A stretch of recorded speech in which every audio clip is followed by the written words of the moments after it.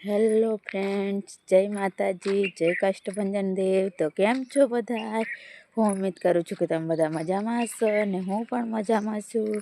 તો સવારમાં આપણે તો ચાલતા જઈએ છીએ. રોજનું કામકાજ છે કપાસ વીણવા માટે. અને આજે તો પક્ષીઓનો સરસ મજાનો મસ્ત એવો અવાજ આવે છે, કેમ કે અહીંયા લીમડાના ઝાડ ઉપર મસ્ત પોપટ ને નાના ચકલા ને એવું બધું રહેશે, એટલે સરસ મજાનો અવાજ કરતા હતા. અને ઠંડી પણ બહુ લાગે છે. આ તો ચુંદડ થોડીક નાની છે એટલે આવી રીતના કંઈક બાંધી લીધી છે. અને એ પોપટ તો બહુ અવાજ કરે છે. તો રોજની જેમ આપણે તો કામકાજ હોય એક જ, કપાસ વીણવાનું. તો હવે જઈએ છે કપાસ વીણવાનું, પણ અહીંયા તો બધે વીણાઈ ગયા છે. ઓલી પર થોડો ઘણો છે, પણ અલ્કેશ હજી આવ્યા નથી. વહેલા જલ્દી ન આવે તો મારે તો ઓલા પડામાં માટો મારવા જવું હતું, પણ હવે ચાલો ને અત્યારે નથી જવું. બપોરે જઈશ. જીરું જોવા ગઈ નથી હું, એટલે હવે કેટલા દિવસ થયા, 10 દિવસ થવા આવ્યા છે. એટલે જીરું લગભગ ફૂગશે કે ન ઉગે એ મને નથી ખબર, પણ અત્યારે લગભગ 10 દિવસમાં ક્યાંક દેખાય તો દેખાય. પણ જોવા હું ગઈ નથી, બપોર સુધીમાં જઈશ. અને અત્યારે તો સવારમાં કામકાજ કપાસ વીણવાનું જ કરવું જોઈશે. એટલે કપાસ વીણવા જવું. બધા ટ્રેક્ટરો લઈને આવે છે, અહીંયા રસ્તા પર જાય છે, કેમ કે હવે બધા ખેતરોમાં આવવા માંડે. હજી તો 7 વાગે છે, પણ અહીંયા બધા 7 વાગ્યામાં જ કામે આવી જાય છે ગામમાંથી. અને બીજા તો આ રસ્તે તો અંધારે ના હોય ને ત્યારના આવી જાય છે. અહીંયા અમુક ભાઈ તો અંધારું હોય ને ત્યારના આવી જાય છે. અને અમે તો વાડીએ અહીંયા જ રહીએ સીમ માટે.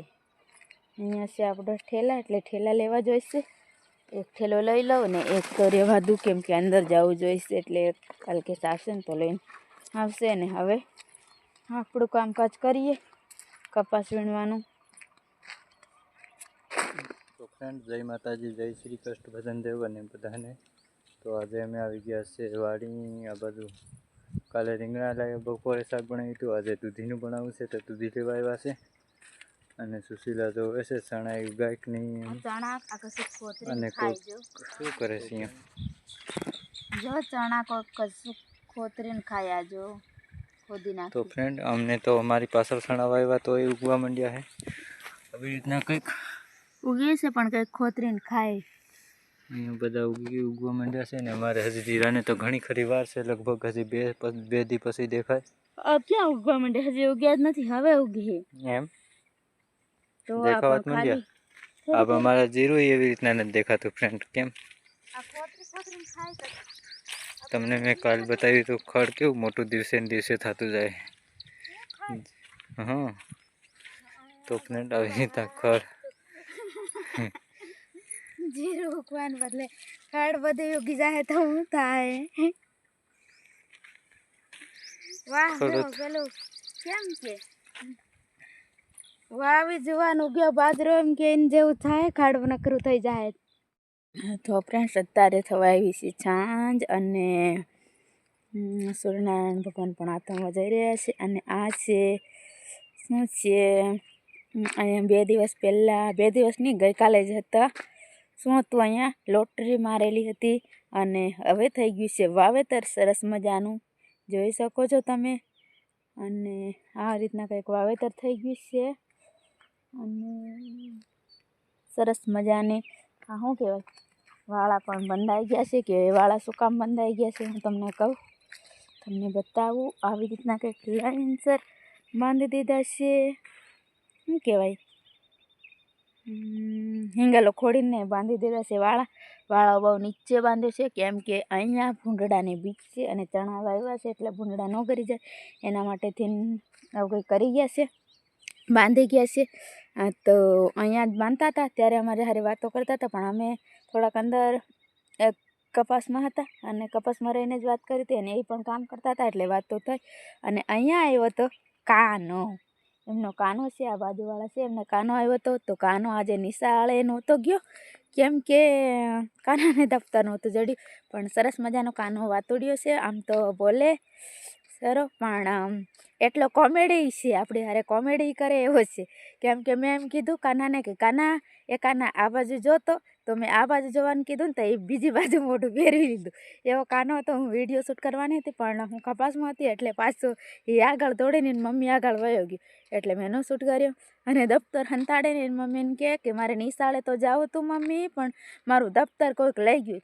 તો એની મમ્મી આવ્યા પછી ગોઈતું તો કે ના મમ્મી આ તો ફરીથી કોઈક મૂકી ગયું, નકર મારે નિશાળે જવાનું હતું ને ત્યારે તો કોઈક લઈ જ ગયું તું મમ્મી.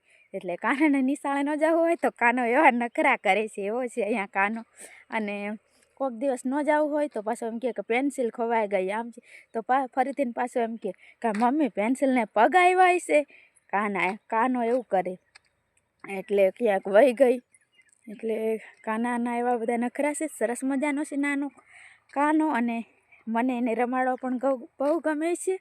અને અત્યારે તો જાજા બધા એ આવતા નથી, નિશાળે વયો જાય છે એ પણ, અને એની બેન પણ નિશાળે વહી જાય છે. અને નકર અહીંયા આવે તો એ અહીંયા કામ કરતા હોય અને હું ઓયડી હોય તો પણ એ મારી જોડે આવે.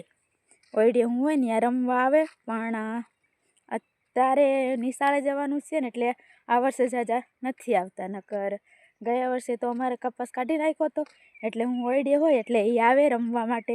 આમ થયું હતું ને આમ તેમ આવું થયું હતું માસી એમ કરીને વાતો કરતો હોય મારી હારે. એટલે મને પણ એની હારે મજા આવે છે કાના હારે. એટલે કાનો તો કાના જેવો જ છે એટલે એને કાનો જ કહે છે બધાય. પણ સાચું નામ શું છે એ તો મને પણ નથી ખબર, પણ બધા કાનો જ કહે નહીં. તો ફ્રેન્ડ્સ એવો છે અમારો પડોશી કાનો. અને નાના હતા ત્યારે ઘણા બધા છોકરાઓ આવું કરતા હોય ને હાલમાં પણ કોઈ કરતા હોય, નિશાળે ન જવું હોય તો આવા બધા બહાના કાઢતા હોય કે પેન્સિલ ખોવાઈ ગઈ ને દફતર ખોવાઈ ગયું ને હંતાડીને પણ એવું કરતા હોય. તો કાનો પણ આવું જ કરે છે. તો તમે નાના હતા ત્યારે કોણ કોણ આવું કરતું હતું એ કમેન્ટ કરીને કહેજો. અને કોને કોને નિશાળે જવું ગમતું હતું વધારે અને કોને કોને નિશાળે જવું નહોતું ગમતું એ પણ કમેન્ટ કરીને કહેજો. અને આપણે તો ગામડાની આમ ઘરે રહેતા નહોતા પહેલેથી જ. નાની હતી મને યાદ પણ નથી ત્યારથી જ હોસ્ટેલમાં મૂકી દીધી હતી. એટલે આપણે તો કંઈ એવા નખરા કરવાના ત્યાં આવતા જ નહોતા, કેમ કે ત્યાં જ રહેવાનું. નકરનો ક્લાસમાં બેસવું જ પડે, ત્યાં બેસવાનું હોય. હોસ્ટેલમાં જ રહેતા આશ્રમ શાળામાં. એટલે અમારે તો મોટાભાગે એવું નહોતું થતું. ઈચ્છા ન હોય ને શાળા ભણવાની તોય ભણવું પડતું હતું, અને હોય તો પણ ભણવું પડતું હતું. અને ઘરે આવવા પણ હું પણ હોસ્ટેલમાંથી ઘરે આવવા નાટક કરતી હતી, કેમ કે ડીજે ને એવું વાગે એટલે આપણને પણ લગ્નમાં ને એમ જવાની ઈચ્છા થાય. એટલે મેં પણ એવું નાટક કર્યું હતું, કેમ કે મને તાવ તો આવતો હતો પણ પાછો તાવ મટી ગયો ને તોય મારે ઘરે જવું હતું ને. એટલે પછી હું તો ટેન્કર એવા સમયમાં મોટર બંધ થઈ ગયા અને મોટર બગડી ગઈ હતી. અને હું ટેન્કર ઉપર પાણી લેવા ચડી હતી તો ટેન્કર પરથી કૂદકો માર્યો એટલે પગ મારો મચ્છો કોડાઈ ગયો હતો. એટલે મને ખબર નહોતી કેટલો બધો મચકોડાઈ જશે, પણ તોય તે આપણે નાટક કર્યું હતું ઘરે જવા માટે. એવું બધું નાટક કર્યું હતું ઘરે જવા. એટલે